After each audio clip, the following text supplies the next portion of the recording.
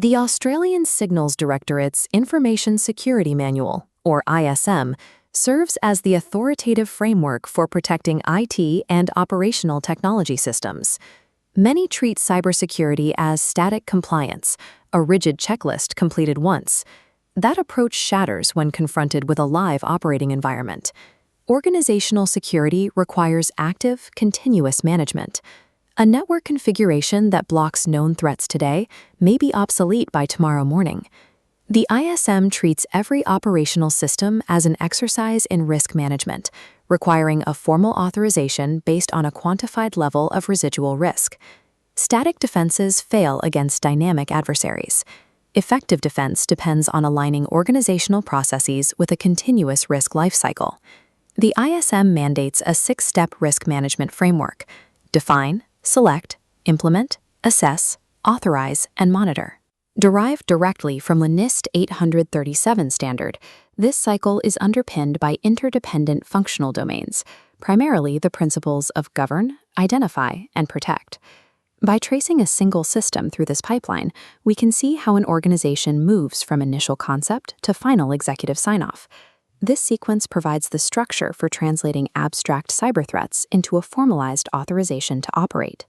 In Step 1, Define the System, the manual mandates determining the system boundary, its business criticality, and its resilience objectives before technical work begins. This connects to the Identify principles.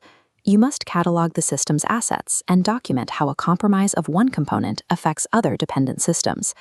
These foundational definitions establish the scope of the project and must be formally documented within the system security plan. Step 2, Select, chooses security controls based on applicability markings, such as P for protected systems, to meet resilience objectives. This maps to the Protect principles, enforcing secure by design. Selected controls are recorded in the System Security Plan Annex. This plan must be approved by the system's authorizing officer before the organization proceeds with implementation. Precise identification is the prerequisite for security. An organization cannot protect a logical boundary it has failed to define. In Step 3, Implement, the process shifts from planned architecture to deploying controls into the live operating environment. If technical implementation diverges from the plan design, the documentation must be updated to reflect the actual state of the system. Step 4, Assess, mandates a reality check. The manual requires determining if implemented controls are actually operating as intended. Depending on the system's classification, this assessment is performed by internal staff, IRAP assessors, or ASD assessors. The output is a security assessment report detailing the system's strengths, its weaknesses, and the specific residual risks that remain. This data directly informs the remediation steps and the plan of action and milestones. Independent assessment converts theoretical security architecture into quantified, executive-ready risk data. Step 5, Authorize, is the governance checkpoint of the framework. This section of the ISM details the specific components required to move forward. The team compiles the authorization package, the system security plan, incident response plan, assessment report, and the plan of action and milestones. ISM Principle Gov 01 establishes why this package exists. The Board of Directors or Executive Committee is ultimately accountable for cybersecurity. The authorizing officer must review this package and explicitly accept the residual risk before granting the system permission to operate. Outcomes vary. They may grant ongoing authorization, issue a constrained authorization with time limits, or deny authorization until specific risks are remediated. In multi-organizational environments, this requires a joint authorization through formal agreements between multiple authorizing officers. Technical controls have no operational standing without an explicit, documented executive acceptance of the remaining risk.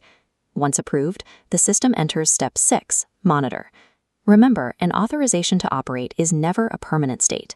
The system's continuous monitoring plan requires real-time tracking of threats, risks, and the ongoing effectiveness of security controls. The manual identifies specific trigger events, such as new cyber threats or the discovery of ineffective controls, that force a system to re-enter the risk management cycle. A major architectural change or a cybersecurity incident immediately invalidates the current risk posture. A trigger event necessitates a new security assessment and an updated authorization package. The authorizing officer then reevaluates the updated package to determine if they will amend, constrain, or revoke the authorization. System security must be a living, breathing posture. Without continuous monitoring, an authorization instantly loses its operational validity.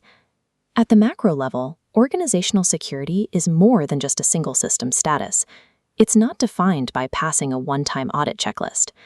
A secure environment is an ecosystem of actively managed authorization packages, overseen by accountable executives.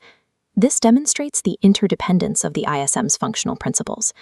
Technical protections operate blindly without the accurate architectural boundaries established under the Identify principles. Those protections and boundaries are isolated efforts without the formal executive risk acceptance required by the Govern principles.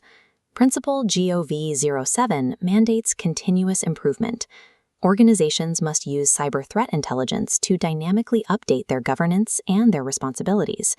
Security posture and technical controls must evolve in lockstep with the adversaries they are built to defend against. The ISM framework provides the engine for that evolution, converting static risk into dynamic defense to ensure organizational resilience.